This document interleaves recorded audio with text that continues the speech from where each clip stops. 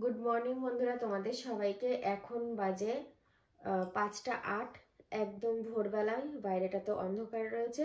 আর আজকে একদম সকালে উঠে গতকালকের ভুলে যাওয়া কাজটা করব। বিষয়টা হচ্ছে, গতকালকে রাত্রে ভাতে জল দিইনি। আমাদের গোটা সিদ্ধ নিয়ম আছে। আমি গতকালকে ব্লগ শেয়ার করিনি বলে রান্নাগুলো শেয়ার করা হয়নি, কিন্তু গতকালকে রান্নাবান্না করা হয়েছে।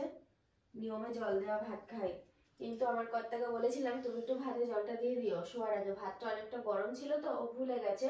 ওই জন্য ভাবলাম এখন দিয়ে দিই। এ দেখো কত ভাত, পুরো এক হাঁড়ি চাপ চাপ করে ভাত করেছি। কালকে রাত্রে খেয়েছি। কালকে রাত্রে রুটি বানানো হয়নি। মা বললো এত কিছু রান্না করেছো আর রুটি করতে হবে না। কাল ধরো দিনের বেলা রান্না করেছি, আবার সেই সন্ধ্যেবেলায়, সন্ধ্যের আগে হয়ে গেছে রান্না, বিকালবেলায় বসে বসে এই রান্নাগুলো করে রেখেছি। আমি ওকে বললাম যে ফ্রিজ চালিয়ে তরকারিগুলো রাখো, যদি নষ্ট হয়ে যায়। বলছে ফ্রিজ চালাতে হবে না, তরকারি ভালো থাকবে। কি রান্না করেছি ছোট্ট করে তোমাদেরকে একটু দেখিয়ে দিই। আলু ভাজা, বেগুন ভাজা, সিম ভাজা। আর এখানে রয়েছে আলু, বেগুন, টমেটো, সিম, বড়ি সবকিছু দিয়ে একটা তরকারি। আর এখানে রয়েছে বাঁধাকপি। আর আরেকটা যেটা আজকের আসল জিনিস, সেটা তোমাদেরকে দেখাবো। ওটা আমি মানে ঘরে না, ওই যেখানে খাবার দাবার থাকে সেখানে রাখা আছে, গোটা সেদ্ধ। ওটা চলো তোমাদেরকে দেখাচ্ছি। এই যা, গোটা সেদ্ধ দেখাতে গিয়ে তো পান্তা ভাত দেখিয়ে ফেলছি আগের দিনের। একই হাঁড়ি তো বুঝতে পারিনি। এ দেখো, এই হচ্ছে গোটা সেদ্ধ। কার কার ভালো লাগে অবশ্যই কমেন্টে জানাবে, কিন্তু আমার ভীষণ পছন্দের। এখানে কলাই ডাল আর গোটা সবজি রয়েছে কিছু, এটাকে গোটা সেদ্ধ বলা হয়। আর আমার তাড়াতাড়ি ওঠার কারণ হচ্ছে এই যে এটা শীতল ষষ্ঠীর পুজো হবে। শিল মানে হলুদ কাপড়ের মধ্যে জড়িয়ে রাখতে হয়। আর এই যে কিছু ছোট্টখাট্টো পুজোর আয়োজন করা আছে। এই জন্যই আমি একদম সকালে উঠেছি, যাতে বাসি ঘর দোর ঝাড় দিয়ে পরিষ্কার করব। আর একদম সকাল সকালই ব্রাহ্মণ এসে পুজো করে দিয়ে যাবে। তো চলো ঝটপট কাজ সারি। বাবা, ওরা তো মনে হচ্ছে রেলা দিচ্ছে বিশাল। আমার কর্তা উঠে পড়েছে আমার সাথে। আমাকে বাইরে থেকে বললো তুমি একটু চা খেয়ে আসো। আমি চা খেয়ে আসছি। তা যাই হোক, আমি চা খেয়ে যে যাব, আমি একটা গ্লাস নিয়ে আসছি, ওর জন্য একটু চা নিয়ে যাব, ও খাবে। আর দুটো নুনতা বিস্কুট নেব, তাহলে সকালবেলা ওর মনটা কিন্তু দারুণ খুশি হবে। তা আমি এখন যাই চাটা খেয়ে আসি, আর চাটা খেয়ে এসে চাটা নিয়ে আসি, তারপরে পরে আবার দেখা হচ্ছে। সরি গো, এখনো পুজো হয়নি, আমি চা খেতে পারবো না। তাহলে তুমি চাটা রেখে দাও, আমি গরম করে খেয়ে নেবো পুজো হয়ে গেলে। যা করে, আমি তো এত কষ্ট করে নিয়ে আসলাম, চা খেলে কি তোমার দোষ একটু আছে? বোঝা উচিত ছিল যে ঘরে পুজো হবে, আমার বউ পুজো করলে উপোস করে। একেই বলে বেটা ছেলের বুদ্ধি। কিছু করার নেই আমার। তুমি এনেছো, আমি খুব খুশি হয়েছি। চাটা তো নষ্ট হবার না, এক্ষুনি ঠাকুর মশাই আসলো বলে। পুজো হয়ে গেলেই আমি চাটা খাবো। ওম শান্তি ওম শান্তি ওম শান্তি দশমী কাঞ্চন মূল্যায় ব্রাহ্মণায় নমঃ। এখনো আমার একটা কাজ আছে, দোকান খুলিনি। দোকানটা খুললে ভুজিয়া নিয়ে আসতে হবে। পাখি ঘোনা কিচির মিচির করছে। এরকম সব তারের মধ্যে দেখো বসে আছে, দেখেছো? সব তারের মধ্যে বসে আছে, অপেক্ষা করছে কখন খেতে দেবো। কিন্তু দেখো দোকানটাও তো খুলিনি, খুললে আবার নিয়ে আসা যায়।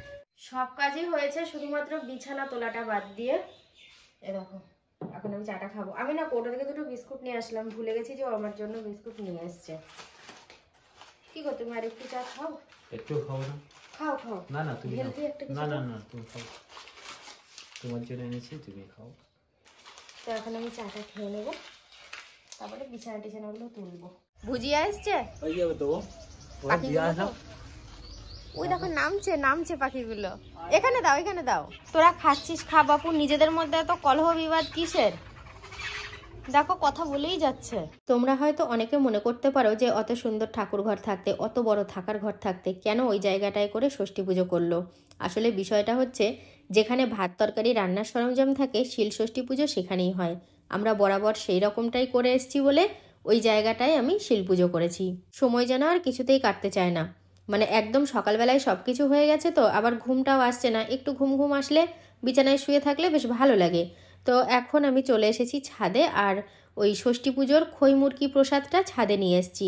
খাবো আর একটুখানি দাঁড়িয়ে থাকবো। এবার খাবার দাবার পালা। কি বলো তো, গতকালকে গুছিয়ে যে সমস্ত খাবার দাবার রান্না করেছি, আজকে বিশ্রাম নিয়ে সেই খাবারগুলো খাবো। আজ তো আর রান্না নেই। আমি খাবার বাড়ছি আর একটা জিনিস ভাবছি, এমনকি খেতে খেতে ওর সাথে আলোচনাও করছিলাম বিষয়টা নিয়ে। আমরা সবাই সব কিছু পাই না। বিষয়টা হচ্ছে এটা, আমরা স্থানীয়, আমরা তেমন ওই পাচন, গাড়ুর ডাল এইসব থেকে বঞ্চিত। আর যারা পূর্ববঙ্গের মানুষ আছে তারা কিন্তু এই স্বাদ থেকে বঞ্চিত, গোটা সেদ্ধর।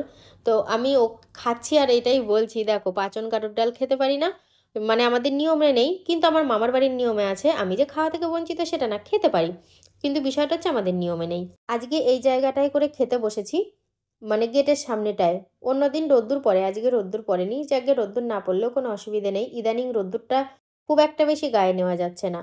তো কলাই সেদ্ধ আমার খুবই ভালো লাগে, আমার কর্তার পছন্দ নয়। ওকে যেমনটা দিয়েছিলাম তেমনটাই রেখে দিয়েছে। কলাইয়ের মধ্যে আমি গোটা লঙ্কা, লবণ, সর্ষের তেল সবই দিয়েছি, সবই একটু কম কম হয়ে গেছে, সব কিছু দিয়ে খেতে হচ্ছে। আমি আর আমার কর্তা খাচ্ছি, বাবাকেও দিয়েছি।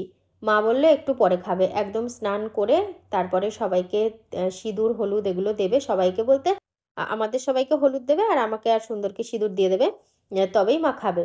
কপাল গলা সব সিঁদুর আর হলুদে মাখামাখি হয়েছে, মা দিয়ে দিয়েছে বেশ খানিকক্ষণ। তারপরে আমি আর আয়নায় মুখ দেখিনি, অতটা লক্ষ্যও করিনি। যে ক্যামেরাটা অন করলাম দেখলাম সারা কপাল ছড়িয়ে গেছে, তো কপালেরটা মুছে দিলাম, গলারটা থাকলো।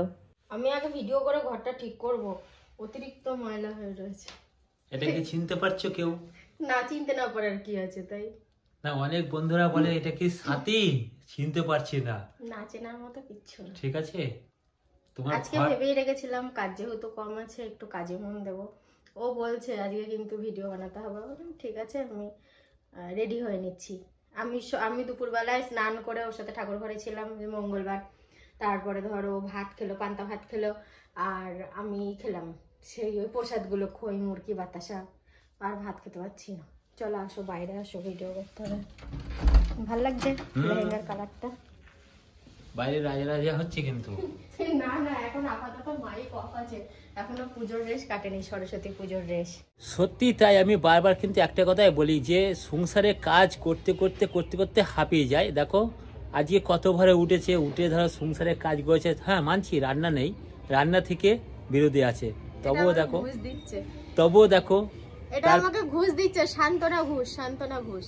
তবুও দেখো কি সুন্দর সেজে রিলস করলাম। যাচ্ছ কোথায় গিন্নি? আমি তোমার এই ঘুষ কথা শুনতে চাই না।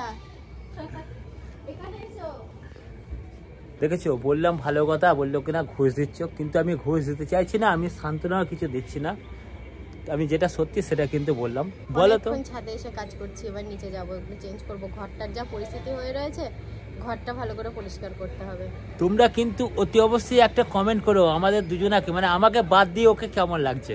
বিষয়টা হচ্ছে আজকে 3টে দিন ধরে আমাকে কিন্তু বলছে যে ডান হাতের কবজিটায় কিন্তু খুব ব্যথা করছে, কিন্তু দেখো হাতে চাপ মাপ দিলে কিন্তু ওর লাগছে না। ও যদি কোনো ভারী জিনিস তুলতে যাচ্ছে তখন কিন্তু লাগছে, কারণ ভারী জিনিস তোকে তুলতেই হবে, ভাতের হাঁড়ি, কড়াই, তারপর ঝাড় দিতে হবে, তখন গিয়ে ওর কিন্তু হাতে খিচখিচ করে লাগছে।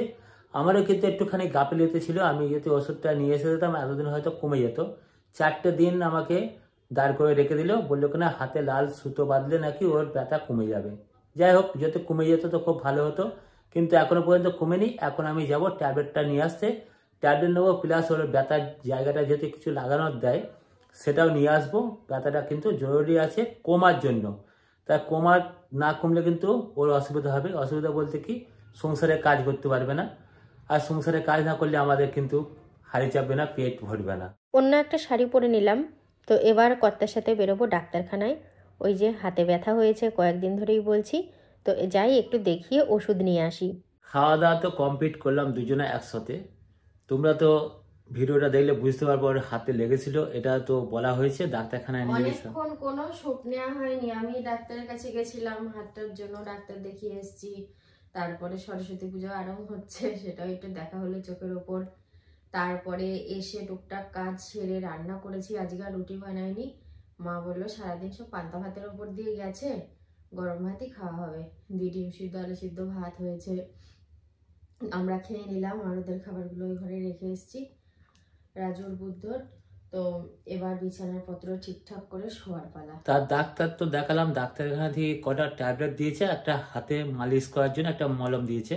যাই হোক, ওর তো একটা বদ অভ্যাস আছে, তোমাদের ভিডিওতে আমি অনেক কবার বলেছি, ও কিন্তু খালি পেটে যে কোনো ওষুধই খেতে খুব ভালোবাসে। ডাক্তারে বলে যে ভর্তি পেটে খাবে, কিছু খেয়ে খাবে, মানে ভাত খেয়ে উঠেই না, হয়তো বেশ কিছুক্ষণ হলো 2-3 ঘন্টা হলো খাবারটা খেয়েছি, পেটটা তো ভরাই থাকে, খেতে চাই ও খেতে দেয় না। আচ্ছা, ওষুধটা যে নিয়ে আসলাম ও বলে খাবো, আমি ওর হাত থেকে কেড়ে নিয়ে কোথায় লুকিয়ে রেখেছি জানো, যাতে না দেখতে পারে। তার জন্য এখন বার করবো। এই দেখো বার করো তো, কই? ওই দেখো কারি প্যাকেটটা। ওরে বাপরে, আলমারির পিছনে কালো কারি প্যাকেটটা? হ্যাঁ হ্যাঁ বার করো। বিশাল কাজ তো তোমার। হ্যাঁ ওইখানে লুকিয়ে রেখেছি শুধু তোমার জন্য, ঠিক আছে? আমার জন্য হোমিওপ্যাথি ওষুধ লুকাতে হয় এটা আমি জানি, কিন্তু অ্যালোপ্যাথি ওষুধ অ্যালোপ্যাথি ওষুধ ওই জন্য লুকাতে হয় না, কিন্তু আমার হ্যাঁ অনেক গুণ আছে, সাংঘাতিক সাংঘাতিক, ব্লগে তো বলাই হয় না, যাচ্ছে তাই ব্যাপার, বকা শুনি অশান্তি হয় কত জানো। ওর জন্য অনেক ডাক্তার কি আমি বারণ করে আসি যে সাথে আসলে কিন্তু কোনো ট্যাবলেট কিংবা কিছু দেবে না। না সেটা homeopathy doctor, homeopathy. Homeopathy doctor আছে। আমার হোমিওপ্যাথি ওষুধ খেতে খুব ভালো লাগে, সে দানা দানা পাউডার ওগুলো নিয়ে আসি, কিন্তু বকা অশান্তি সেরে আর বিশাল হিস্ট্রি। যাক তুমি ওটা খাও। তাহলে কি বন্ধুরা, আজকের মতন ভিডিওটা এখানেই শেষ করছি, তাই তো সাথী? ঠিক আছে, শেষ করে দাও। তো সবাই খুব ভালো থেকো, দেখা হচ্ছে আগামী ভিডিওতে, সবাইকে গুড নাইট। Good night.